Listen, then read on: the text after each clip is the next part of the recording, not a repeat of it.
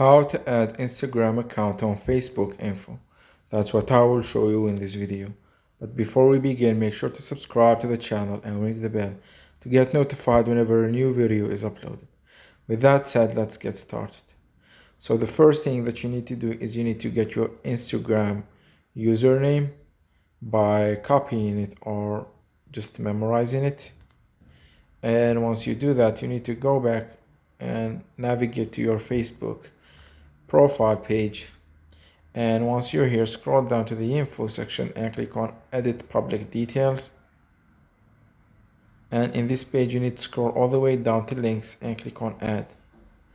From social links, click on add social link and select the platform from the drop down to be Instagram, and then paste your username or type it in right here.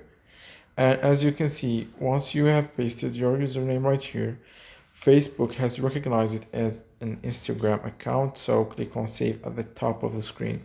Continue, and then go back to your profile page.